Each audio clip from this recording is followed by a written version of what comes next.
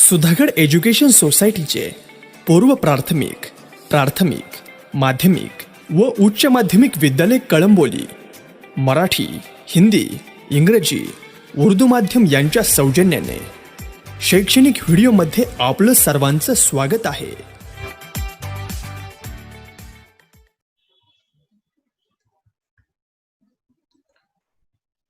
नमस्कार विद्यार्थी मित्रांनो, सुधागड विद्या संकुलाच्या उच्च माध्यमिक विद्यालय कळंबोलीमध्ये आपल्या सगळ्यांचं मी हार्दिक स्वागत करतो. आपण प्राथमिक आर्थिक क्रियांमध्ये जवळपास 1 ते 6 क्रियांचा अभ्यास केला. त्यात पुढची जी प्राथमिक आर्थिक क्रिया आहे ती म्हणजे शेती. असं म्हटलं जातं की शेतीमुळे मानवाला स्थैर्य लाभले. या शेतीची पार्श्वभूमी नेमकी काय हे आपण थोडक्यात बघूया. शेती हा मानवाचा प्रमुख प्राथमिक व्यवसाय आहे. याची सुरुवात सुमारे 12,000 वर्षापूर्वी झाली असावी असं म्हटलं जातं. ॲक्च्युअल मानवाची निर्मिती झाल्यानंतर शेती मानव कधीपासून करायला लागला हे भाकीत कोणालाही सांगता येत नाही, पण अंदाजे असं म्हणतात सुमारे 12,000 वर्षापूर्वी शेती या व्यवसायाला सुरुवात झाली असावी. त्या अगोदर मानव शिकार करीत होता, कंदमुळे फळे गोळा करीत होता, पशुपालन, मासेमारी असे व्यवसाय उदरनिर्वाहासाठी करीत होता. 12,000 वर्षापूर्वी जसजशी लोकसंख्या वाढायला लागली त्या वाढत्या लोकसंख्येच्या गरजेतून शेतीची निर्मिती झाली किंवा शेतीचा पाया घातला गेला असं म्हटलं जातं. कारण शेती असा एकमेव व्यवसाय आहे की ज्यातून जास्तीत जास्त लोकांची अन्नधान्याची, जास्तीत जास्त कारखान्यांची, कच्च्या मालाची गरज भागवली जाते. म्हणून शेती ह्या व्यवसायाला मानवी विकासाच्या, मानवी उत्क्रांतीच्या टप्प्यातील अतिशय महत्त्वाचा टप्पा मानला जातो. म्हणून शेतीकडे जास्त प्रमाणात लक्ष दिले जाते. ही शेती म्हणजे नेमकं काय याचा एक अर्थ दिलेला आहे. ढोबळ मानाने आपण म्हणतो पिकांचे उत्पादन काढणे म्हणजे शेती. म्हणजे मातीतून, जमिनीतून पिकांचे उत्पादन काढणे किंवा पिके पिकवणे, अन्नधान्य पिकवणे याला शेती म्हणतात. असा सरळ सरळ त्याचा एक अर्थ सांगितलेला आहे. आपल्याला शेती या प्राथमिक व्यवसायाची पार्श्वभूमी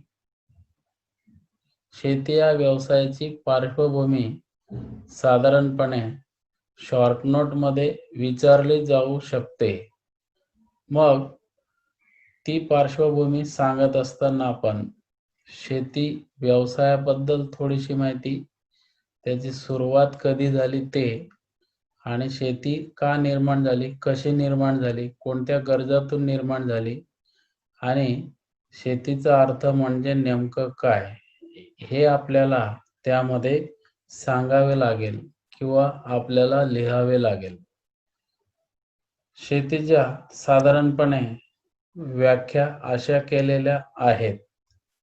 पहिली व्याख्या दिलेली आहे, पद्धतशीर जमीन नांगरून पिकांचे उत्पादन घेणे म्हणजे शेती होय. पद्धतशीर जमीन नांगरून पिकांचे उत्पादन घेण्याच्या पद्धतीला शेती म्हणतात अशी व्याख्या केली जाते. पद्धतशीर जमीन नांगरणे म्हणजे काय, एक प्रकारे जमिनीची मशागत केली जाते. ती जमीन भुसभुशीत आणि सुपीक केली जाते आणि त्या सुपीक जमिनीत पिकांची लागवड अथवा पेरणी केली जाते आणि विशिष्ट अंतराने म्हणजे 3 महिन्याच्या, 4 महिन्याच्या, 8 महिन्याच्या किंवा वर्षभराच्या अंतराने वेगवेगळ्या प्रकारची पिके पिकवली जातात. म्हणून जमिनीची मशागत व्यवस्थित करून पिकांचे उत्पादन घेण्याला शेती असे म्हणतात. ही एक व्याख्या शेतीची सांगितली जाते. दुसरी, जमिनीची मशागत करून म्हणजे नांगरलेल्या जमिनीत, मशागत केलेल्या जमिनीत बी पेरून त्यांच्या रोपांची जोपासना करून धान्य मिळविणे म्हणजे शेती होय, अशी दुसरी व्याख्या केलेली. म्हणजे नांगरलेली किंवा पद्धतशीर तयार केलेली जी जमीन असेल त्या जमिनीत बी पेरणे म्हणजे पेरणी करणे, बी बियाण्याची पेरणी करून त्यापासून विशिष्ट अंतराने म्हणजे 4-8 दिवसात जे रोपे उगवतात त्या रोपांची जोपासना करून, जोपासना करणे म्हणजे काय, त्यांना पाणी देणे, खत देणे, त्यांची निंदणी करणे, तिथून तृण किंवा तण वगैरे काढणे. हे संपूर्ण रोपे परिपक्वतेकडे आल्यानंतर त्यापासून धान्य तयार होतंय आणि धान्य तयार झाल्यानंतर ते धान्य व्यवस्थितरित्या मिळवणे याला शेती असे म्हणतात. अशी शेतीची दुसरी व्याख्या केली जाते. म्हणजे या 2 व्याख्यांमध्ये आपल्याला स्पष्ट अर्थ समजला असेल. जमिनीत मशागत करून पिकं काढणे किंवा पिकांचे उत्पादन काढणे याला शेती म्हणतात. म्हणून असं म्हटलेलं आहे, पिकांचे उत्पादन काढणे. या दोघं व्याख्यांचा जो सारांश आहे तो म्हणजे काय, पिकांचे उत्पादन काढणे याला शेती असं संबोधलं जातं. मी तुम्हाला अगोदर सांगितलं, शेती या व्यवसायामुळे मानव स्थिर झाला, मानवी जीवनात स्थैर्य लाभले. यापूर्वी शेतीचा उदय किंवा उगम झालेला नव्हता. त्यावेळेस मानव एका ठिकाणाहून दुसऱ्या ठिकाणी भटकतच होता. म्हणजे भटक्या स्वरूपातच तो उदरनिर्वाहापुरतं काहीतरी व्यवसाय करायचा. परंतु शेतीने त्याला एका ठिकाणी थांबवलं आणि तो स्थिर झाला आणि मानवी जीवन फुलू लागले. म्हणून असं म्हटलं जातं की शेतीमुळे मानवी जीवनाला स्थिरता लाभली, मानवी जीवनाला स्थैर्य लाभले, असं आपल्याला शेतीच्या बाबतीत सांगता येते. म्हणजे शेती व्यवसायच असा एकमेव व्यवसाय आहे जो मानवी जीवन विकसित, उत्क्रांत करू शकला किंवा करू शकतो.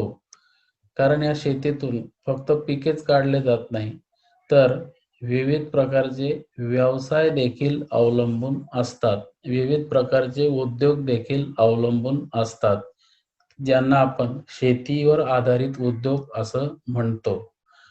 असं असलं तरी सुद्धा शेतीवर विविध प्रकारचे घटक परिणाम करतात.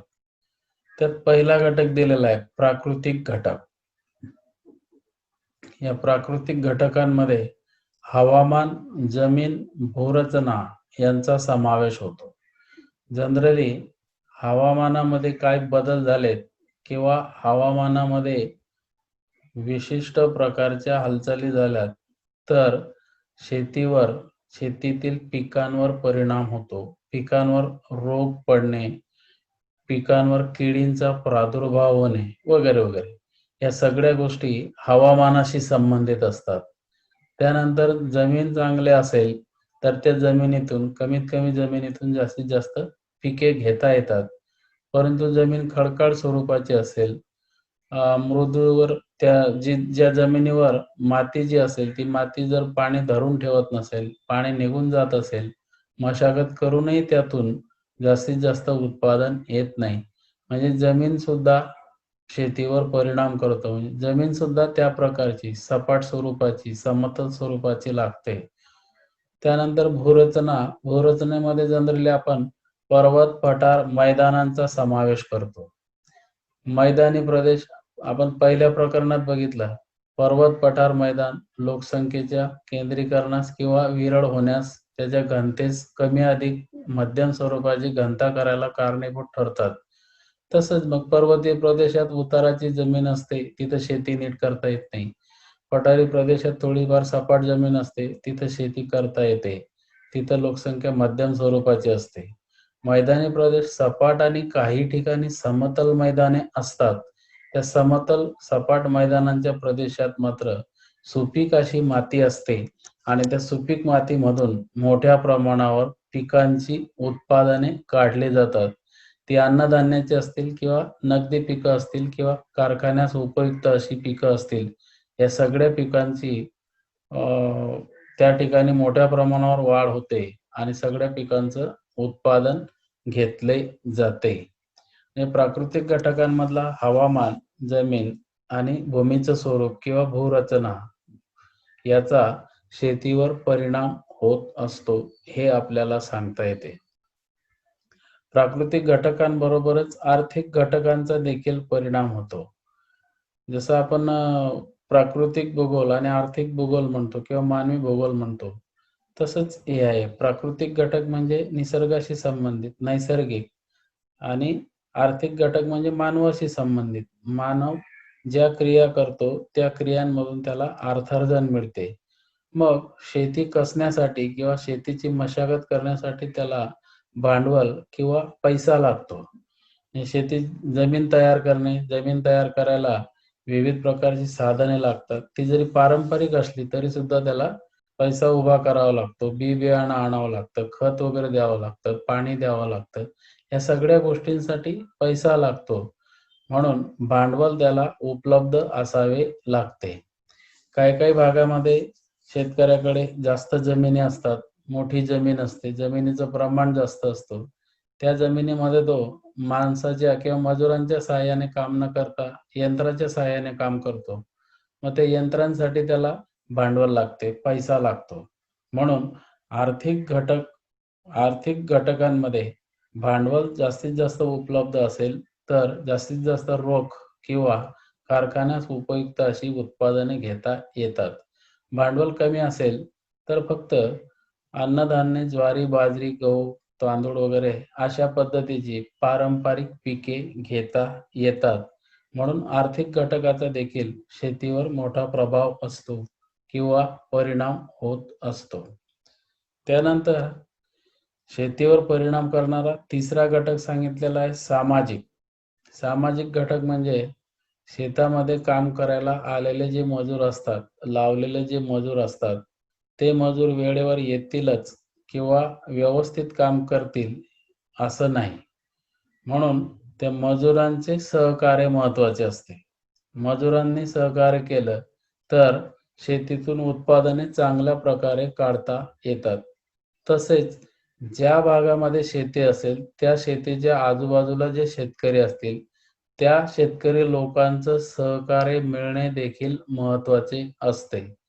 अन्यथा स्वतःच्या शेतात जर पिकं व्यवस्थित येत नसतील, तर दुसऱ्याचंही ते व्यवस्थित येऊ देत नाही. येऊ देत नाही म्हणजेच काय? ते असहकार्य दाखवतात. म्हणून स्वतःचं जरी चांगलं नसलं, दुसऱ्याचं चांगलं व्हायला पाहिजे किंवा चांगले उत्पादन यायला पाहिजे, यासाठी जवळपासच्या किंवा शेजारपासच्या शेतकऱ्यांचं सहकार्य देखील त्या ठिकाणी मोलाचे ठरते. म्हणून समाजामध्ये असलेले जे लोकं आहेत, त्या लोकांचं विविध माध्यमातून सहकार्य शेतकऱ्याला मिळणे महत्त्वाचे असते. म्हणून असं म्हटलंय, की सामाजिक घटक देखील शेतीवर परिणाम करीत असतो. त्यानंतर चौथा घटक दिलेला आहे जैविक घटक.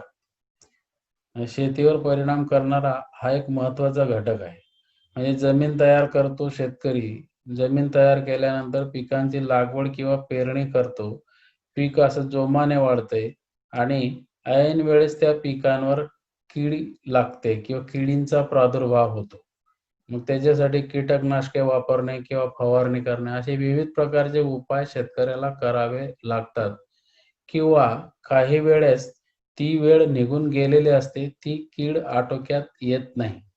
कीड आटोक्यात येत नाही म्हटल्यानंतर सुरुवातीपासून म्हणजे मशागतीपासून ते कीड पडेपर्यंतचा जो कालावधी निघून गेलेला असतो, त्या कालावधीमध्ये त्या शेतकऱ्याचा मोठं नुकसान झालेलं असतं. म्हणून पिकांवरील किडींचा प्रादुर्भाव हा जैविक घटक शेतीवर परिणाम करतो. म्हणून असं म्हटलेलं आहे, की शेतीवर या प्राकृतिक, आर्थिक, सामाजिक घटकांव्यतिरिक्त जैविक घटकांचा देखील प्रभाव असतो किंवा जैविक घटक देखील त्यावर परिणाम करतात. याचाच एक सारांश इथं दिलेला आहे, की हे चारही घटक प्राकृतिक, आर्थिक, सामाजिक, जैविक हे सगळे घटक एकमेकांवर अवलंबून असतात, परस्परांवर अवलंबून असतात. मग असं जरी असलं, परस्परांवर जरी हे सगळे घटक अवलंबून असले, तरी सुद्धा त्यांची अनुकूलता असेल, तर शेतीचा विकास मोठ्या प्रमाणावर होतो. या सगळ्या घटकांची अनुकूलता ज्या भागात, ज्या क्षेत्रात असेल, त्या क्षेत्रात शेतीचा विकास होतो. याउलट या घटकांची प्रतिकूलता जर असेल, समजा प्राकृतिक घटक व्यवस्थित असतील, परंतु पैसा किंवा भांडवल नसेल, सामाजिक घटकांमध्ये लोकांचं सहकार्य मिळालं नसेल आणि सगळं करून शेवटी पिकांना जर कीड लागली, पिकांवर किडींचा प्रादुर्भाव झाला, अशी कोणत्याही पद्धतीची प्रतिकूलता निर्माण झाली, तर ती शेती विकसित होत नाही. त्या शेती विकासाला अडचणी येतात, अडथळे येतात किंवा शेतीच्या विकासावर मर्यादा पडतात. म्हणून या सगळ्या घटकांची अनुकूलता ही शेतकऱ्यासाठी, शेती करणाऱ्यासाठी खूप महत्त्वाची असते. त्यानंतर या अ, शेतीला असं म्हटलेलं आहे, की जगातील अनेक देशांचा आर्थिक कणा. शेती हा जगातील बहुसंख्य देशांचा आर्थिक कणा आहे. तसंच उद्योगधंद्यासाठी लागणारा जो कच्चा माल आहे, तो शेतीतूनच उत्पादित केला जातो. म्हणजे शेती फक्त प्राथमिक स्वरूपात नाही, तर द्वितीय स्वरूपात म्हणजे शेती उद्योगाला रॉ मटेरियल किंवा कच्चा माल पुरवण्याचं काम देखील शेती करीत असते. म्हणून शेतीला प्राथमिक स्वरूपात नाही, तर द्वितीय स्वरूपात सुद्धा बघितले जाते आणि त्या द्वितीय व्यवसायातून मोठ्या प्रमाणावर इन्कम मिळते. मोठ्या प्रमाणावर देशाची प्रगती होते. म्हणून जगातील काही देशांचा हा आर्थिक कणा आहे, हे आपल्याला सांगता येते. मी अगोदरच सांगितलं शेतीला प्रारंभ हा साधारणपणे 12,000 वर्षापूर्वी झाला असावा, असं मानलं जातं. तर शेतीला प्रारंभ असं जनरली म्हटलेलं आहे. Tigris Euphrates, Nile, Sindhu, Mohenjodaro, Amazon, Mississippi या इत्यादी नद्यांच्या खोऱ्यात झालेला आहे. म्हणजे शेतीची सुरुवात या नद्यांच्या खोऱ्यात झालेला आहे. आता जनरली नद्यांचा संगमाचा प्रदेश आहे. या नद्यांचं किनारी भागात पसरलेलं जे पाणी आहे, त्या किनारी भागात पसरलेल्या पाण्यामध्ये जी खडकाळ मृदा होती, ती हळूहळू बारीक होऊन त्या ठिकाणी शेतीसारखा सपाट भाग तयार झाला आणि शेती करता आली. तसंच या भागातही हे डोंगराळ भागातून नदी वाहत जाते आणि या नदीच्या पूरतट मैदानी भागात नदीच्या किनाऱ्याच्या बाहेर सभोवतालच्या भागात पसरलेलं जे पाणी आहे, त्या पाण्याच्या भागात सपाटी निर्माण होऊन शेती करायला सुरुवात झाली. आता Tigris, Euphrates, Nile, Sindhu, Mohenjodaro, Amazon, Mississippi ही ठराविक नावं दिलेली आहेत. जगात अशा कितीतरी नद्या आहेत, त्या नद्यांच्या खोऱ्यांच्या प्रदेशात शेती व्यवसाय आजही केला जातो आणि तेव्हा देखील केला जात होता.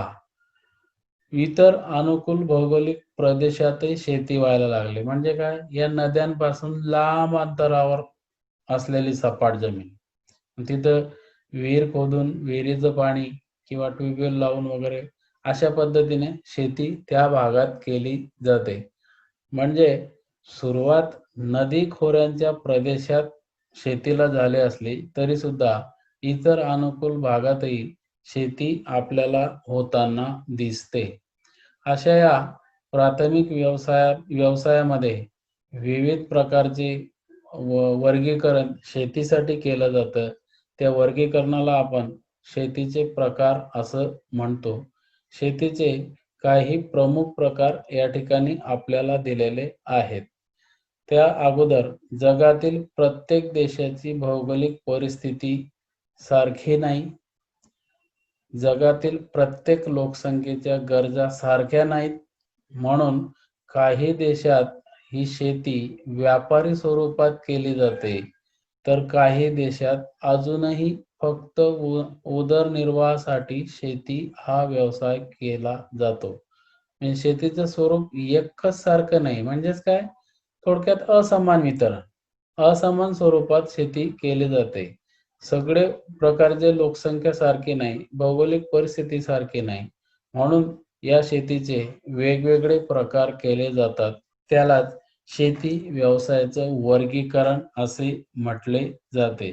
ते वर्गीकरण खालीलप्रमाणे दिलेलं आहे. शेतीचे प्रमुख प्रकार. पहिला प्रकार दिलेला आहे पुरातन कालापासून चालत आलेला. त्याला स्थलांतरित शेती म्हणतात. हे स्थलांतरित शेती म्हणजे काय? स्थलांतरित शेतीची वैशिष्ट्ये कोणती? स्थलांतरित शेतीचं वितरण कसे? हेही आपल्याला पुढे अभ्यासायचे आहे. दुसरा प्रकार दिलेला आहे सखोल उदरनिर्वाहक शेती. याची वैशिष्ट्ये, स्थान, प्रदेश वगैरे आपल्याला अभ्यासायचे आहेत. त्यानंतर शेतीच्या प्रमुख प्रकारांमध्ये तिसरा प्रकार दिलेला आहे उद्यान शेती. याचे आपल्याला स्थान, प्रदेश, वैशिष्ट्ये पुढे अभ्यासायचे आहेत. त्यानंतर चौथा प्रकार दिलेला आहे मंडई बागायत शेती किंवा मंडई शेती. मंडई बागायत किंवा मंडई शेती याचे स्थान, विस्तार, प्रदेश आपल्याला वैशिष्ट्ये आपल्याला पुढे अभ्यासायचे आहेत. त्यानंतर पाचवा प्रकार जो दिलेला आहे तो म्हणजे मळा शेती. याचे स्थान, प्रदेश, वितरण वगैरे आपल्याला पुढे अभ्यासायचे आहे. त्यानंतर सहावा जो प्रकार दिलेला आहे तो म्हणजे विस्तृत व्यापारी धान्य शेती. याचंही स्थान, प्रदेश, वितरण किंवा वैशिष्ट्य आपल्याला पुढे अभ्यासायचे आहेत. आता या नावावरून आपल्याला लक्षात आलेलं असेल स्थलांतरित आणि सखोल उदरनिर्वाह या दोघांमध्ये उदरनिर्वाह हा मेन हेतू आहे. परंतु उद्यान, मंडई, मळा शेती, विस्तृत व्यापारी या सगळ्या व्यापारी तत्वावर जनरली केल्या जातात. म्हणजेच काय? भौगोलिक परिस्थिती सारखी नाही प्रत्येक देशाची, लोकसंख्या, त्यांच्या गरजा भिन्न भिन्न. म्हणून काही भागात व्यापारी स्वरूप शेती व्यापारी स्वरूपात केली जाते, तर काही देशात फक्त ती उदरनिर्वाह स्वरूपाची केली जाते, असं आपल्याला या ठिकाणी सांगता येते. या शेतीच्या पहिल्या प्रकारापासून ते शेवटच्या म्हणजे 6व्या प्रकारापर्यंत जे प्रत्येकाचा आपण एक एक करून प्रत्येकाची माहिती पुढे आपण अभ्यासणार आहोत. तर प्रत्येकाचा आपल्याला प्रत्येक शेतीचा आपल्याला सिंगल अभ्यास करायचा आहे. त्यासाठी प्रत्येकासाठी वेगवेगळ्या प्रकारची वैशिष्ट्ये किंवा वेगवेगळ्या प्रकारचं वर्गीकरण आपल्याला पुढे अभ्यासायचे आहे. मित्रांनो, या ठिकाणी आपण थांबूया आणि येणाऱ्या व्हिडिओमध्ये आपण शेतीच्या पहिल्या प्रकारापासून शेवटच्या प्रकारापर्यंत अभ्यास करूया.